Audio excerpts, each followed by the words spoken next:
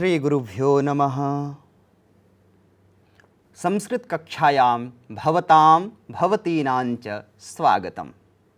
अद्य वयं द्वादशकक्षायाः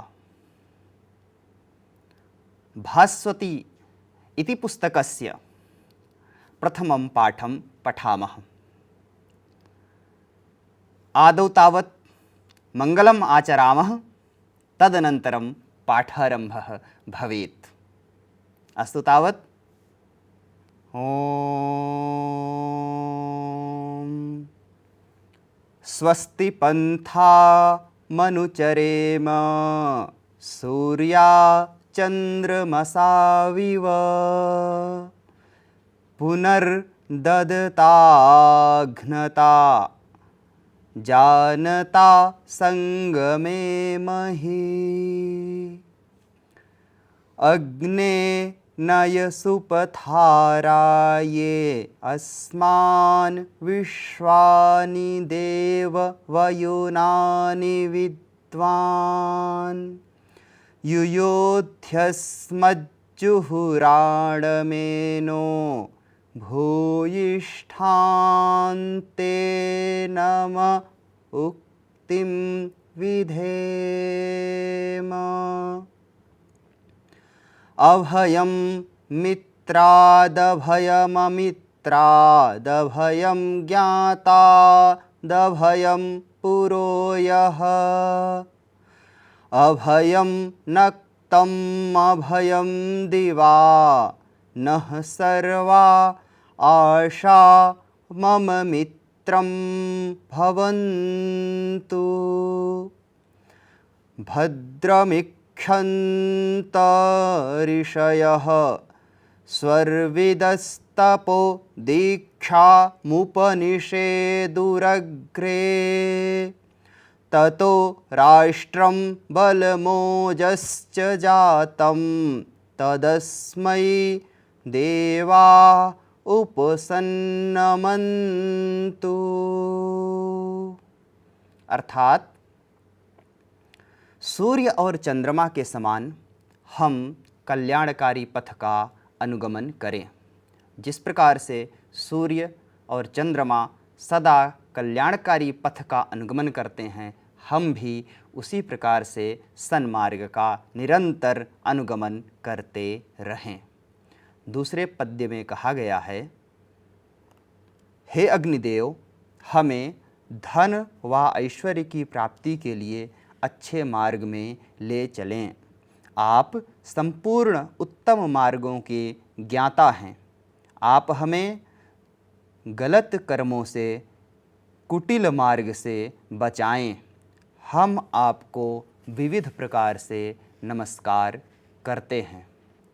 तीसरे पद्य में कहा गया है, मित्रों, शत्रुओं तथा प्रत्यक्ष एवं अप्रत्यक्ष अनिर्दिष्टों से हमें किसी प्रकार का भय ना हो।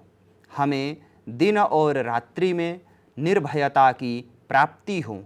अभय के लिए सभी दिशाएं हमारे लिए मित्रवत हों, कल्याणकारी हों। अर्थात हम सभी प्रकार से जीवन में निर्भय रहें।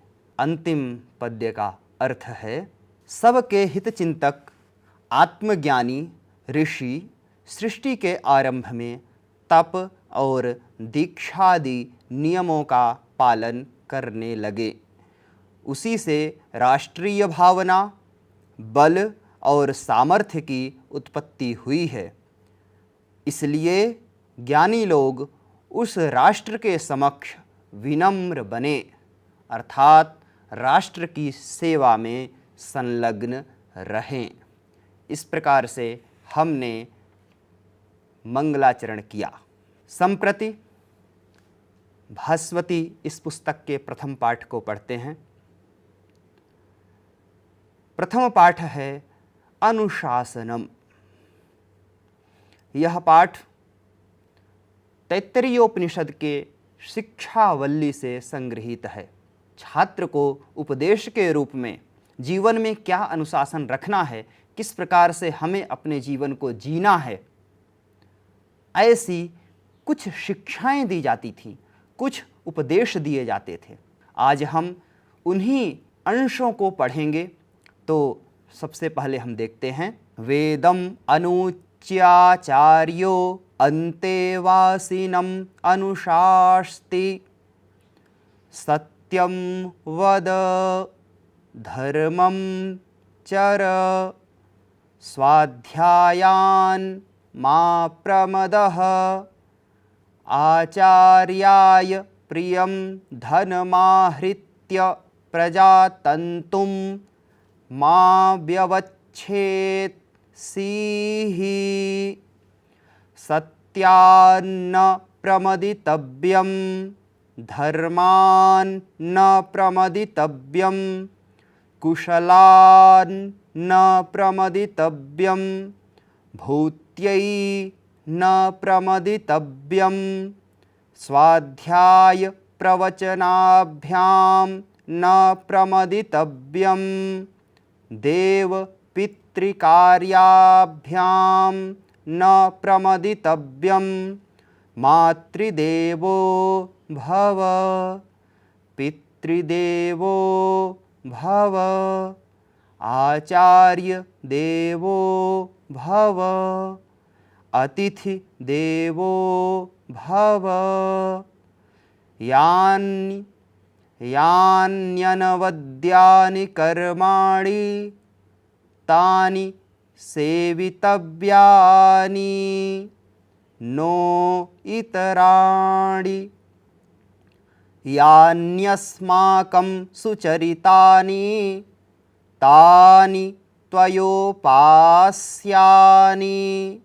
नो इतराणि अथ यदि ते कर्म विचिकित्सा वा वृत्तविचिकित्सा वा स्यात् ये तत्र ब्राह्मणाः सम्मर्षिणः युक्ता आयुक्ताः अलूक्षा धर्मकामाः स्युः यथा ते तत्र वर्तेरन् तथा तत्र वर्तेथाः एष आदेशः एष उपदेशः एषा वेदोपनिषत् एतत् अनुशासनम्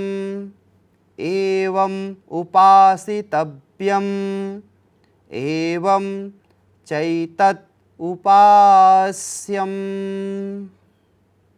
वेदम अनुच्य आचार्यो अन्तेवासिनम अनुशास्ति। इसको हम पृथक पृथक करें। वेदम अनुच्य, अनुच्य का तात्पर्य है अनु उपसर्ग पूर्वक वच धातु से त्वा ल्यप प्रत्यय करेंगे, अर्थ होगा अनुच्य, बोल करके। जब गुरुकुल में छात्रों का प्रवेश होता था तो पूर्णकालीन आवासीय व्यवस्था होती थी और वहाँ रह करके वो संपूर्ण ग्रंथों का अध्ययन करते थे। तो जब पढ़ाई पूरी हो जाती थी उसके लिए कह रहे हैं वेदम अनुच्य, वेद जो पढ़ चुका है ऐसा। वेदम अनुच्य आचार्य अंतेवासिनम, अंतेवासी पद का अर्थ होता है अंतेवसतीति अंतेवासी, अंतेवसतीति अंतेवासी अर्थात समीप में रहने वाला, गुरु के समीप में रहने वाला जो होगा वह अंतेवासी कहा जाता है और वह छात्र होता है। पहला वाक्य है सत्यम वद, अर्थात सत्य बोलो। वद यह लोट लकार मध्यम पुरुष एक वचन का प्रयोग है वद धातु का। जीवन में सदा सर्वदा सत्य ही बोलो, स्पीक द ट्रूथ। आगे कहते हैं धर्मम चर, जीवन में धर्म का आचरण करो, धर्म को त्याग कर नहीं। यहाँ पर भी चर धातु यह लोट लकार मध्यम पुरुष एक वचन का ही प्रयोग है। धर्मम चर अर्थात धर्म का आचरण करो, अधर्म का नहीं। अगला पद है स्वाध्यायान मा प्रमदः, स्वाध्याय से प्रमाद ना करो। स्वाध्याय से प्रमाद नहीं करना। गुरुकुल के कार्यकाल में जब आवास विद्यालय में रहे उस समय तो हमने पढ़ाई की, लेकिन विद्यालय से जाने के बाद भी यह अध्ययन जारी रहना चाहिए। आगे कहते हैं आचार्याय प्रियम धनमाहृत्य प्रजातंतुम मां व्यवच्छेत्सीह। आचार्याय प्रियम कुर्यात् धनम आहृत्य। जो गुरुकुल थे वह गुरुकुल स्ववित्त पोषित हुआ करते थे और उन गुरुकुलों की व्यवस्था जो वहाँ से पढ़कर छात्र निकलते थे, क्योंकि निःशुल्क गुरुकुल थे तो वहाँ की व्यवस्था भी पढ़े लिखे हुए छात्रों के द्वारा चलाई जाती थी। इसलिए यहाँ पे कहते हैं आचार्याय प्रियम धनम आहृत्य। गुरुकुल की सेवा के लिए धन भी देना है और आचार्याय प्रियम कुर्यात्, आचार्य का प्रिय संकल्प मन में रखना है, आचार्य का प्रिय करने का प्रयास करना है। प्रजातंतुम मां व्यवच्छेत्सीह। गुरुकुल से पढ़ कर के जाने के बाद ऐसा नहीं है कि हम आजीवन ब्रह्मचारी ही रहें। गृहस्थ आश्रम में प्रवेश करना है। गृहस्थ आश्रम में प्रवेश करके प्रजातंतु, जो सृष्टि का यह क्रम है, प्रजा का जो तंतु है, एक धागा है, वंश की जो परंपरा है, उसे तोड़ना नहीं है, उस वंश परंपरा को भी आगे बढ़ाना है। प्रजातंतुम मां व्यवच्छेत्सीह। व्यवच्छेत्सीह का तात्पर्य है तोड़ना नहीं है, उसका विच्छेद नहीं करना है। सत्यान न प्रमदितव्यम। सत्य से प्रमाद नहीं करना है। प्रमदितव्यम प्र उपसर्ग पूर्वक मद धातु से तब्यत प्रत्यय करेंगे तो रूप बनेगा प्रमदितव्यम, अर्थात सत्य से प्रमाद नहीं करना चाहिए। धर्मान न प्रमदितव्यम। इसी प्रकार धर्म से भी प्रमाद नहीं करना चाहिए। कुशलान न प्रमदितव्यम, अर्थात कुशलता से प्रमाद नहीं करना चाहिए, आलस्य नहीं करना चाहिए। कुशलता पद का अर्थ है निपुणता, अर्थात हमें निरंतर किसी न किसी विशेष गुण से युक्त होने का प्रयास करते रहना चाहिए। निरंतर नई कल्पनाओं में संलग्न रहना चाहिए। इसी तरह भूत्यै न प्रमदितव्यम। हमें भूति से प्रमाद नहीं करना चाहिए। भूत्यै अर्थात भूति का अर्थ होता है ऐश्वर्य। हमें ऐश्वर्य युक्त होना चाहिए। ये शिक्षा सभी छात्रों को दी जा रही है कि हम निरंतर अपने जीवन को उन्नत बनाने के लिए क्या क्या करेंगे। तो भूत्यै न प्रमदितव्यम, ऐश्वर्य संपन्नता के लिए सदा यत्नशील रहना चाहिए, उससे प्रमाद नहीं करना चाहिए। आगे कहते हैं स्वाध्याय प्रवचनाभ्याम न प्रमदितव्यम। स्वाध्याय प्रवचनाभ्याम न प्रमदितव्यम। स्वाध्याय और प्रवचन दोनों, स्वाध्यायान मा प्रमदः पीछे कहे थे, यहाँ कहते हैं स्वाध्याय प्रवचनाभ्याम न प्रमदितव्यम। हमें पढ़ना भी है और पढ़ाना भी है। हमने गुरुकुल में जो शिक्षा प्राप्त की, जिस विद्या का अध्ययन किया है, उन विद्याओं का प्रवचन भी करना है, लोगों को पढ़ाना भी है। उससे प्रमाद नहीं करना। प्रमाद पद का अर्थ आलस्य है, उससे आलस्य नहीं करना। आगे कहते हैं देवपितृकार्याभ्याम न प्रमदितव्यम। देवपितृकार्याभ्याम न प्रमदितव्यम। देवकार्य और पितृकार्य से प्रमाद नहीं करना। देवकार्य अर्थात प्रतिदिन का जो हमारा नित्य कर्म है, पूजन पाठ है, वो हमें अपने जीवन में रखना चाहिए। साथ ही साथ तर्पण आदि जो पितृकार्य हैं, उन पितृकार्यों को भी संपन्न करते रहना चाहिए। उसमें किसी प्रकार का आलस्य नहीं करना। जीवन में अनुसरणीय क्या है, उसके लिए कहते हैं मातृ देवो भव। अभी तक गुरुकुल में थे, गुरु को देवता माना और गुरु से प्राप्त शिक्षा को अपने अंतःकरण में धारण किए। यहाँ से जाने के बाद अपनी माता में देव का भाव रखना है, अर्थात मातृदेवो भव, माता देवता के समान है, यह भाव सदा मन में विद्यमान हो। इसी तरह पितृदेवो भव, पिता देवता के समान हैं, वह एक साक्षात देवता ही हैं, ऐसा भाव सदा सर्वदा मन में रखना और कभी उनका अपमान नहीं करना। आचार्य देवो भव, आचार्य के प्रति भी वही भाव होना चाहिए, अर्थात देवत्व का भाव आचार्य के प्रति भी सदा मन में विद्यमान रखना।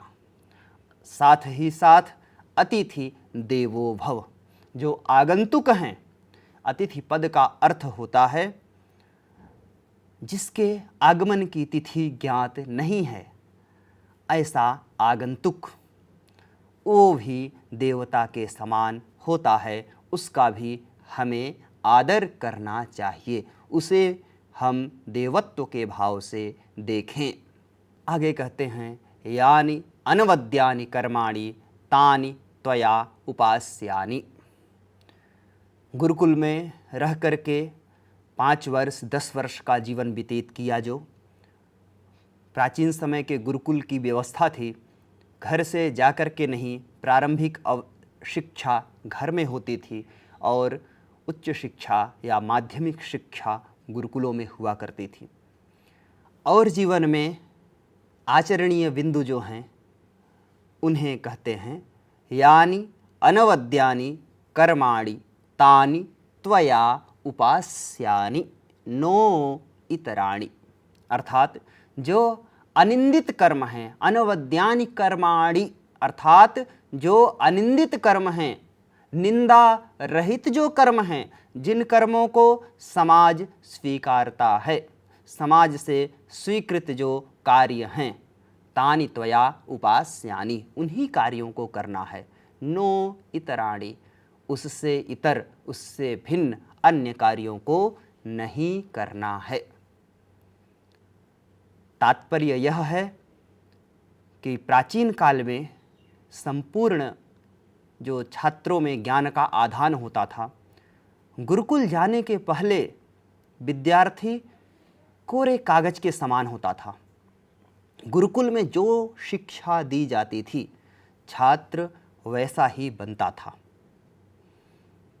वर्तमान में शिक्षा व्यवस्था घर से संचालित हो रही है, घर से लोग पढ़ने जाते हैं और भी बहुत सारे संसाधन हो गए हैं जिससे ज्ञान प्राप्त करते हैं।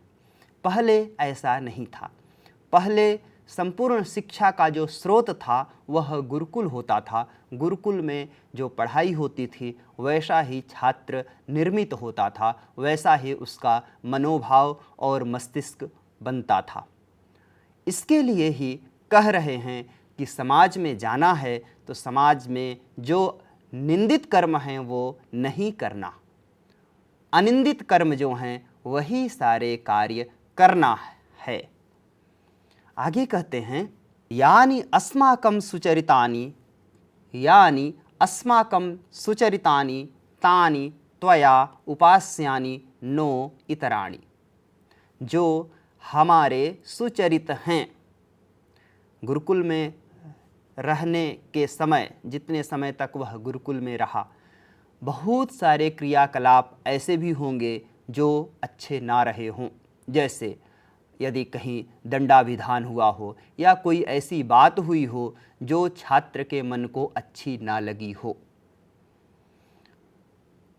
आचार्य यह कह रहे हैं कि जब आप यहाँ से जाएंगे तो हमारे जो सुचरित हैं, हमारे जो गुण हैं, उनको आप अपने जीवन में सर्वदा रखना, और जो आपको लगा कि यह उचित नहीं था, उन सुचरितों से इतर जो कर्म हैं उनको अपने जीवन में नहीं रखना, उनको अपने जीवन में नहीं लाना।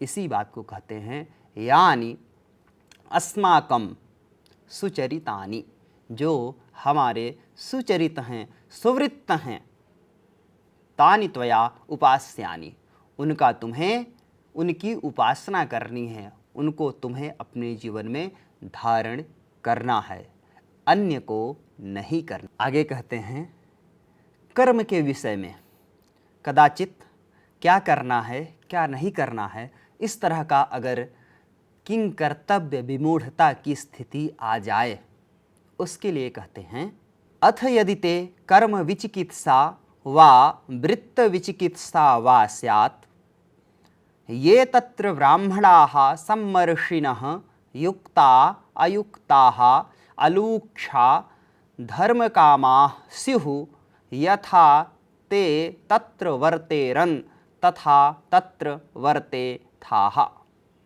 अर्थात कर्मणि विचिकित्सा कर्म विचिकित्सा अथवा कर्मणः विचिकित्सा कर्म विचिकित्सा। कर्म संबंधी विचिकित्सा का तात्पर्य है संदेह। जहाँ पर कर्तव्य और अकर्तव्य का ज्ञान ना हो सके, पथ का बोध ना हो पा रहा हो, वहाँ पर क्या करना है उसके लिए बताते हैं। वृत्त विचिकित्सा, वृत्तस्य विचिकित्सा अर्थात चरित्र संबंधी अगर संदेह होता है, ऐसी किंग कर्तव्य विमूढ़ता की स्थिति में जहां हम निर्णय कर पाने में असमर्थ हों, ऐसी अवस्था में क्या करना है, तो उसके लिए कहा ये तत्र ब्राह्मणाः सम्मर्षिणः युक्ताः अयुक्ताः अलूक्षा धर्मकामाः स्युः यथा ते तत्र वर्तेरन् तथा तत्र वर्तेथाः। अर्थात आपके क्षेत्र में जो सम्मर्षिणः ब्राह्मणाः, ज्ञानवान, धैर्यवान और क्षमा युक्त सद असद विचार वाले जो ब्राह्मण हैं, उनसे आप परामर्श कर सकते हैं। और किससे परामर्श करना है, तो कहते हैं युक्ताः आयुक्ताः अलूक्षाः, जो युक्त हैं अर्थात विवेकशील हैं, ज्ञान से युक्त हैं, मेधा संपन्न हैं, उनसे परामर्श करना। अलूक्षाः अर्थात अरूक्षाः, जो सरल और सहृदय हैं, रुक्ष नहीं हैं। रुक्ष का अर्थ होता है कठोर, और अरूक्षाः काठिन्यता से रहित जो हैं, उनसे हम परामर्श कर सकते हैं। आगे कहते हैं यथा ते तत्र वर्तेरन् तथा तत्र वर्तेथाः।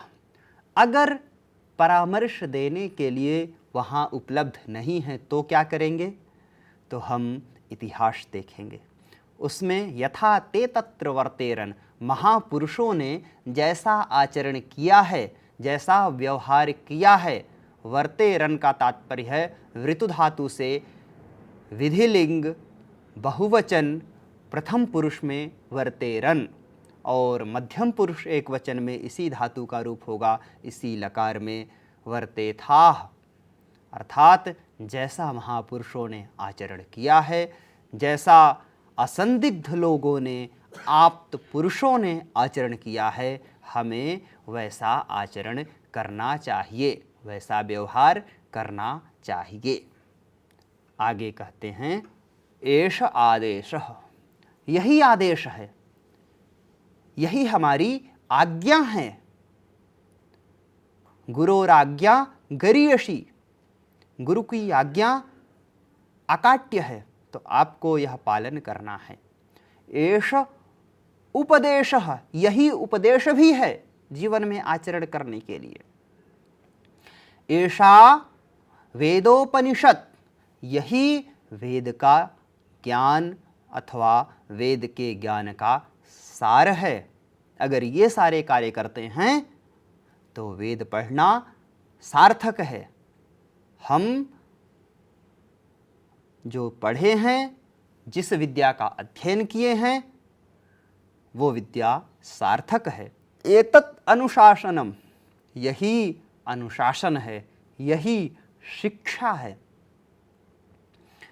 एवं उपासितव्यम, इस प्रकार की उपासना करना चाहिए, इसका जीवन में अनुष्ठान करना चाहिए, जीवन में इसे लाना चाहिए। और अंतिम पद्य कहते हैं, अंतिम वाक्य कहते हैं, एवं चैतत् उपास्यम, यही उपासना के योग्य भी है। तुम्हारे द्वारा इसी की उपासना की जानी चाहिए। इसी की अर्थात अभी तक जितना हमने बताया, अभी तक हमने जो जो चीज़ें कही है, इन सारी की सारी बातें जीवन में अक्षरशः पालन करना चाहिए। और यही जीवन को उन्नति प्रदान करने वाला होगा। यही वेद का संदेश है, यही गुरु का आदेश है। शब्दार्थ के अंतर्गत हम देख रहे हैं, इस प्रकार का पुस्तक में दिया गया है। हम एक एक पद के अर्थ को इसी प्रकार समझ सकते हैं जैसा कि देख रहे हैं। साथ ही साथ पुस्तक में दिए गए इन वाक्यों का अभ्यास भी करना चाहिए। जो आचार्यो अन्ते वासिनम, संधि विच्छेद करेंगे, आचार्य प्लस अन्ते वासिनम। नीचे लंबी प्रक्रिया आपको दिख रही है, नीचे लंबे वाक्यांश आपको दिख रहे हैं, सबका अभ्यास करना है। साथ ही साथ जो प्रश्नोत्तर दिए गए हैं, जो रिक्त स्थान की पूर्ति हम देख रहे हैं कि रिक्त स्थान की पूर्ति करें, इस प्रकार के जो निर्देश दिए गए हैं। इसी तरह पूर्ण वाक्येन उत्तरत, ये भी प्रश्न हम देख रहे हैं। इन सब का जैसा अभी हमने पढ़ा उसके अनुसार ही उत्तर लिखना है। साथ ही साथ हमें इससे प्राप्त शिक्षा का भी उल्लेख करना है। जैसा कि हम देख रहे हैं, अधोनिर्दिष्ट पदानां समानार्थक पदानि कोष्ठकात् चित्वा लिखत। हमें कोष्ठक से पदों को लेकर के लिखने का अभ्यास भी करना है। साथ ही साथ विपरीतार्थक पदों को भी देखना है, जो कि हम पढ़ रहे हैं। सत्यम, अलूक्षाः, धर्मम, अश्रद्धया, श्रद्धया, अनवद्यानि, अवद्यानि, अधर्मम, लूक्षा और असत्यम। तो हमें इस प्रकार के अभ्यासों को करना है। ये सारे के सारे अभ्यास विषयगत तथ्य के ज्ञान को, विषयगत जो शिक्षा है उसे हमें समझने में मदद करेंगे। और जब हम प्रश्नों का उत्तर लिखते हैं, प्रश्नों का अभ्यास करते हैं, तो यह ज्ञान स्थिर होता है। पढ़ाया गया विषय मस्तिष्क में दीर्घकालीन बन जाता है, दीर्घकाल तक स्थिर हो जाता है। इसलिए हमें इन सब को पढ़ना है। साथ ही साथ योग्यता विस्तार के क्रम में जो इससे संबंधित अन्य चीज़ें लिखी हैं, उन्हें पढ़कर हम अपने ज्ञान को और अधिक बढ़ा सकते हैं।